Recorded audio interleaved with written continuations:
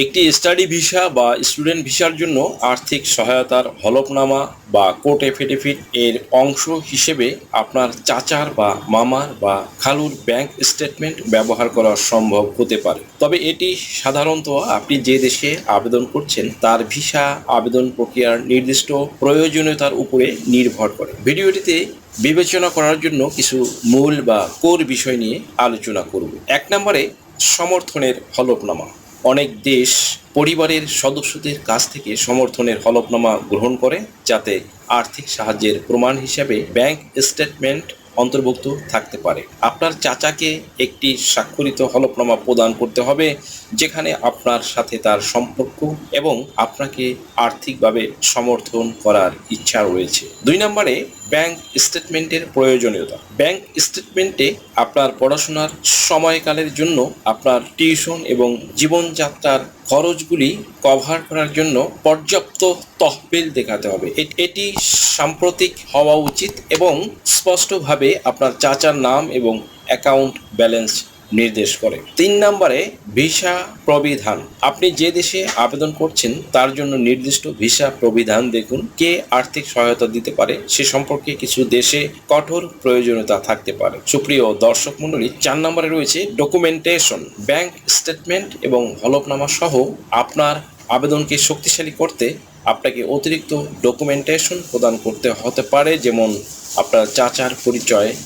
আপনার কি visit visa বা স্টুডেন্ট ভিসা বা সার্ভিস ভিসার জন্য ফিনান্সিয়াল এফিডেভিট প্রয়োজন? Sponsorship affidavit, relationship affidavit, support affidavit, asset valuation, property valuation এছাড়া অন্য সকল ধরনের এফিডেভিট নিতে আজই ডায়াল করুন 01724583880 নম্বরে। আয়ের প্রমাণ বা চাকুরি। 5 নম্বরে অফিসিয়াল সূত্রের সাথে সর্বদা অফিসিয়াল ইমিগ্রেশন ওয়েবসাইট দেখুন বা আপনার নির্দিষ্ট পরিস্থিতি সম্পর্কে সবচেয়ে সঠিক এবং আপডেট তথ্যের জন্য প্রাসঙ্গিক কনসুলেট বা দূতাবাসের সাথে যোগাযোগ করুন। সুপ্রিয় দর্শক মণ্ডলী, আপনি যদি নিশ্চিত করেন যে সমস্ত ডকুমেন্টেশন সঠিকভাবে প্রস্তুত করা হয়েছে এবং ভিসার প্রয়োজনীয়তা পূরণ করে, আপনার চাচার, মামার বা খালুর আর্থিক সহায়তা ব্যবহার করা সম্ভব হবে।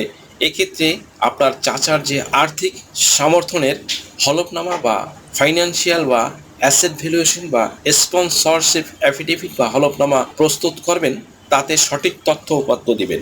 অনেকে শুধু হলফনামা দিয়েই কাজ শেষ করেন শর্টকাট করে, কিন্তু তারা জানেন না যে হলফনামার সাথে আনুষঙ্গিক কি কি দিতে হবে।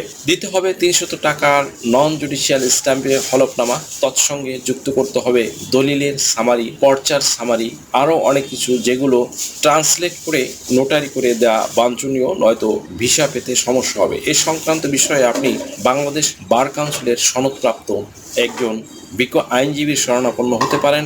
আপনারা কিন্তু ফুটপাত বা কম্পিউটারের দোকান থেকে এই কাজগুলো করতে যাবেন না ভুলেও, তাহলে এগুলো যখন যাচাই বাছাই বা তদন্ত হবে তখন কিন্তু এই ফেক ডকুমেন্টস দিয়ে যদি আপনি আবেদন করেন তাহলে কিন্তু আইনি জটিলতায় পড়ে যেতে পারেন, খেতে পারেন মামলা মোকদ্দমা। সো এসব কাজগুলো অথেন্টিক করার জন্য আপনি একজন বিজ্ঞ আইনজীবীর শরণাপন্ন হবেন। দেশ ও বিদেশ থেকে যে কোনো ধরনের হলফনামা, এফিডেভিট নিতে চান? কাবিননামা, নিকানামা যে কোনো ভাষায় অনুবাদ করে বিভিন্ন মন্ত্রণালয়, ইসলামিক ফাউন্ডেশন থেকে সত্যায়িত করে নিতে চান? শিক্ষা সনদ বা অন্য যে কোনো ধরনের ডকুমেন্ট শিক্ষা বোর্ড, শিক্ষা মন্ত্রণালয় থেকে সত্যায়িত করে নিতে চান? ধর্ম পরিবর্তন করে কোর্ট ম্যারেজ করতে চান? কুরিয়ার, ইমেইল, হোয়াটসঅ্যাপ, ইমো, মেসেঞ্জারিতে ডেলিভারি নিতে পারবেন। তাছাড়াও সরাসরি এসেও নিতে পারবেন। Mobile number 01724583880। প্রিয় দর্শক মণ্ডলী, আশা করি ভিডিওটি থেকে সামান্যতম হলেও উপকৃত হয়েছেন। যদি ভিডিওটি আপনাদের সামান্যতম উপকার আসে তাহলে রিকোয়েস্ট করব চ্যানেলটি লাইক, শেয়ার, কমেন্টস এবং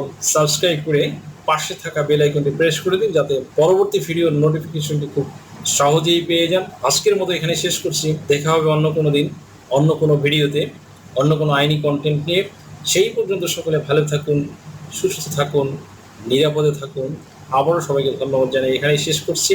আল্লাহ হাফেজ।